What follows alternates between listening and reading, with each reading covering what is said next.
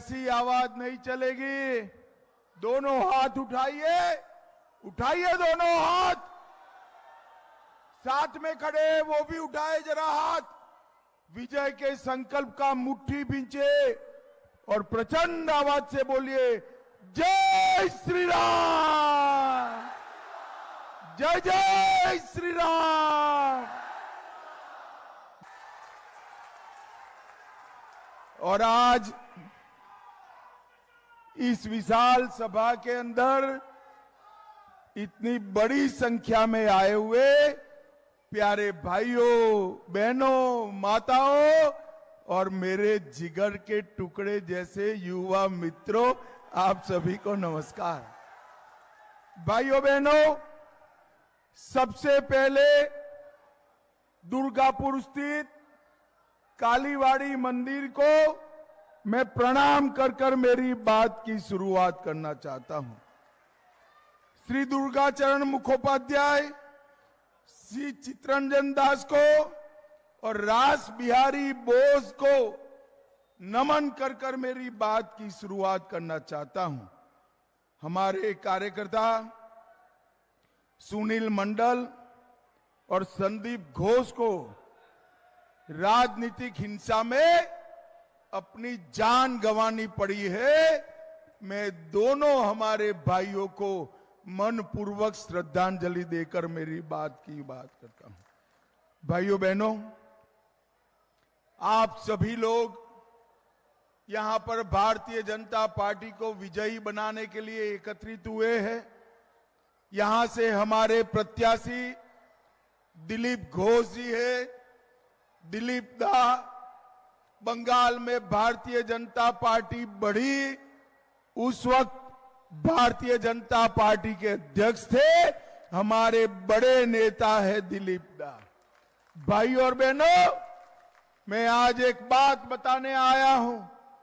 आप जब दिलीप दा के नाम पर, कमल के निशान पर जब बटन दबाओ, तब एक बात याद रखना, आपका दबाया हुआ एक एक वोट नरेंद्र मोदी जी को तीसरी बार प्रधानमंत्री बनाने वाला है। भाइयों बहनों, नरेंद्र मोदी जी को तीसरी बार प्रधानमंत्री बनाने का मतलब है देश के अर्थतंत्र को दुनिया में तीसरे नंबर पर पहुंचाने का काम करना। नरेंद्र मोदी को तीसरी बार प्रधानमंत्री बनाने का मतलब है देश में से आतंकवाद और नक्सलवाद को समाप्त कर देना। 3 करोड़ गरीब बहनों को लखपति दीदी बनाना। भाइयों बहनों, मोदी जी ने 10 साल में करोड़ों गरीबों के जीवन में नया उजाला फैलाने का काम किया है। भाइयों बहनों, मैं आज आपको पूछना चाहता हूं, ये राम मंदिर बनना चाहिए था या नहीं बनना चाहिए था? अरे जोर से बोलो, बनना चाहिए था या नहीं बनना चाहिए था? एक कांग्रेस पार्टी और तृणमूल कांग्रेस 70 साल से राम मंदिर को अटका रहे थे, भटका रहे थे, लटका रहे थे। आपने मोदी जी को 18 सीट देकर दूसरी बार प्रधानमंत्री बनाया। 5 ही साल में भूमि पूजन भी किया, केस भी जीता और 22 जनवरी को प्राण प्रतिष्ठा कर कर जय श्री राम कर दिया। भाइयों बहनों, जब प्राण प्रतिष्ठा हुई, ये ममता दीदी को निमंत्रण भेजा गया था, भतीजे को भी भेजा गया था, परंतु वो लोग नहीं गए। आपको मालूम है क्यों नहीं गए? मालूम है दुर्गापुर वालों? मैं बताता हूं, वो अपनी वोट बैंक से डरते हैं। उनकी वोट बैंक कौन सी है मालूम है ना आपको? है या नहीं है? अरे जोर से बोलो, है या नहीं है? एक घुसपैठ कर कर जो आए हैं ना, वो उनकी वोट बैंक है। इससे ममता दीदी डरती है। भाइयों बहनों, मुझे बताओ, जिन्होंने वोट बैंक के डर से राम का बहिष्कार करा, दुर्गापुर वाले उनको वोट डाल सकते हैं क्या? जोर से बोलो, डाल सकते हैं? भाइयों बहनों, मुझे बताओ, ये कश्मीर जो है हमारा है या नहीं है? सुनाई नहीं पड़ता है, जोर से बोलो। ये खड़गे जी है ना, कांग्रेस पार्टी के अध्यक्ष, वो कहते हैं राजस्थान और बंगाल वालों का कश्मीर से क्या लेन देन। खड़गे साहब, आपको 80 साल हो गए, मगर आप बंगाल को जान नहीं पाए। मेरे दुर्गापुर का बच्चा बच्चा कश्मीर के लिए अपनी जान दे सकता है, जान दे सकता है। भाइयों बहनों, एक कम्युनिस्ट, तृणमूल कांग्रेस, कांग्रेस पार्टी, ये सब ने 70 साल से धारा 370 को संभाल कर रखा। इसके कारण कश्मीर से पूरे देश भर में आतंकवाद फैलता था। मोदी जी को आपने दूसरी बार प्रधानमंत्री बनाया। 5 अगस्त 2019 को मोदी जी ने धारा 370 को समाप्त कर दी। भाइयों और बहनों, जब कश्मीर में धारा 370 हटाने का बिल लोकसभा में चल रहा था, ये राहुल बाबा खड़े हो गए। जानते हो ना राहुल बाबा को? अरे जानते हो या नहीं? वो बोलो खड़े हो गए। इन्होंने कहा धारा 370 मत हटाओ। मैंने बोला भाई क्यों ना हटाए? तो उन्होंने कहा कश्मीर में खून की नदियां बह जाएगी। अरे राहुल बाबा, 5 साल हो गए, खून की नदियां छोड़ो, किसी की कंकर चलाने की हिम्मत नहीं हुई है, कंकर चलाने। भाइयों बहनों, मोदी जी ने इस देश से आतंकवाद को समाप्त करने का काम 10 साल तक ये ममता बनर्जी के सहयोग से कांग्रेस की सरकार चलती थी। आए दिन पाकिस्तान और बांग्लादेश से आलिया मालिया जमालिया घुस जाते थे, बम धमाके करते थे, मगर ये अपनी वोट बैंक के कारण कुछ नहीं बोलते थे। मैं आज आपको बताने आया हूं, उरी और पुलवामा में हमला किया, मोदी जी ने 10 ही दिन में सर्जिकल स्ट्राइक और एयर स्ट्राइक कर पाकिस्तान के घर में घुसकर आतंकवादियों का सफाया करने का काम नरेंद्र मोदी जी ने। भाइयों बहनों, मोदी जी ने 80 करोड़ गरीबों के लिए ढेर सारे काम किए। 80 करोड़ लोगों को प्रति व्यक्ति प्रति माह 5 किलो चावल दिया। आपके पास जो चावल आता है ना, वो दीदी ने नहीं भेजा है, नरेंद्र भाई ने भेजा है, नरेंद्र मोदी ने भेजा है। 12 करोड़ लोगों का शौचालय बनाया, वो भी नरेंद्र मोदी ने भेजा है।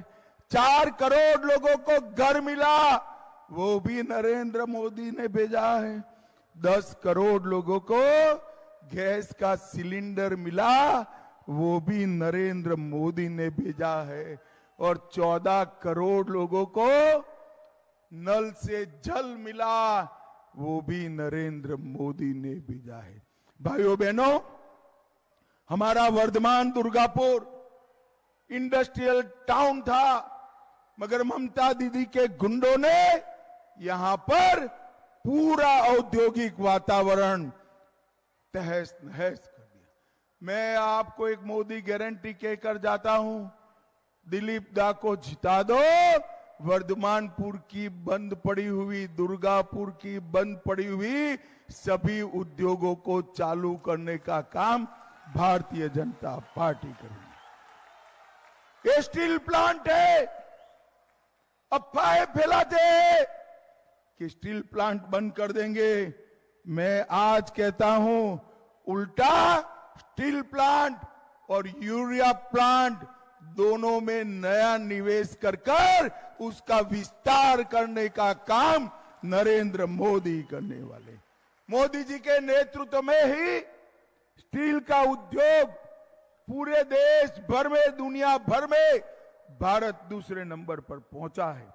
भाइयों बहनों, यहां के मजदूर यूनियनों पर टीएमसी का राज है। गरीब मजदूरों की मजदूरी की उगाही कर टीएमसी के गुंडे भतीजे को देते हैं। एक बार दिलीप दा को जिता दो, एक गुंडों को उल्टा लटका कर सीधा करने का काम भारतीय जनता पार्टी करेगी। भाइयों और बहनों, दीदी यहां 15 दिन से कैंप कर रही है कि दुर्गापुर में भाजपा को हरा दे। दीदी, मैं आपको चैलेंज देकर जाता हूं, 15 दिन छोड़ो, पूरे 5 साल यहां रह लो, नरेंद्र मोदी दुर्गापुर नहीं जीत पाओगी, नहीं जीत पाओगी। भाई और बहनों, ये इंडस्ट्रियल टाउन दुर्गापुर में दीदी ने एक नया धंधा, नया इंडस्ट्री खोला है, अपराध का इंडस्ट्री। ये अपराधियों के कारण कोई यहां पर कुछ नहीं कर सकता। ये जो इंडी अलायंस वाले इकट्ठा हुए हैं, इन्होंने 12 लाख करोड़ के घपले घोटाले और भ्रष्टाचार किया है। 12 लाख करोड़ के घपले घोटाले और भ्रष्टाचार किया है। ये बंगाल के दीदी के मंत्रियों के घर से 50 करोड़ रुपया कैश मिलती है। झारखंड में कांग्रेस के एमपी के घर से 350 करोड़ रुपया कैश मिली, 350 करोड़ रुपया रोकड़ा। और आज कल रात को ही झारखंड में एक मंत्री के घर से 30 करोड़ रुपया जब्त हुआ है। भाइयों, 30 करोड़ रुपए। मुझे बताओ, जिन्होंने गरीब बंगाल की जनता का पैसा लूटा है, वो जेल की सलाखों के पीछे जाने चाहिए या नहीं जाने चाहिए? जोर से बोलो, जाने चाहिए या नहीं जाने चाहिए? नरेंद्र मोदी 23 साल से मुख्यमंत्री और प्रधानमंत्री है, उस पर 25 पैसे का भी कोई आरोप नहीं है मित्रों, कोई आरोप नहीं। भाइयों बहनों, ये लोग कट मनी चलाते हैं, घुसपैठ कराकर अपनी वोट बैंक बनाते हैं। ममता दीदी, आपको शर्म आनी चाहिए। सरहदी राज्य में आप घुसपैठ को बढ़ावा देती हो और उसको वोट बैंक में करना। मुझे बताओ भाई दुर्गापुर वालों, बंगाल से जो हिंदू बौद्ध सिख आए हैं, उनको नागरिकता मिलनी चाहिए या नहीं मिलनी चाहिए? जोर से बोलो, सीएए आना चाहिए या नहीं आना चाहिए? ये ममता दीदी अपने वोट बैंक के लिए सीएए का विरोध करती है। ममता दीदी, दुर्गापुर वालों के यहां मैं कहकर जाता हूं, जितना मन करे विरोध कर लो, हमारे हिंदू भाइयों को नागरिकता देने का काम हम निश्चित रूप से करेंगे। भाइयों और बहनों, गाय तस्करी रोकनी चाहिए या नहीं रोकनी चाहिए? जोर से बोलो, रोकनी चाहिए या नहीं रोकनी चाहिए? ये भतीजे के गुंडे गाय तस्करी का काम करते हैं, जब जेल में डालते हैं ममता दीदी रोने लगती है। कोयला का भ्रष्टाचार, चुनावी हिंसा, ये बंगाल के अंदर आम हो गया है। आज ही बम धमाका हुआ है, वो डराना चाहती है, मगर दुर्गापुर वालों, चुनाव आयोग ने सेंट्रल फोर्सेस लगाई है। ममता के गुंडों से डरने की जरूरत नहीं है, खुलकर मतदान करिएगा। और अंत में मैं इतना कहना चाहता हूं, संदेश खाली के अंदर इनके तृणमूल कांग्रेस के नेताओं ने धर्म के आधार पर हमारी सैकड़ों बहनों पर अत्याचार करा। ममता दीदी इसको पकड़ने को तैयार नहीं थी। हाई कोर्ट ने ऑर्डर करने पड़े, फिर भी जांच नहीं कर रही थी, तो हाई कोर्ट ने जांच को सीबीआई को दिया।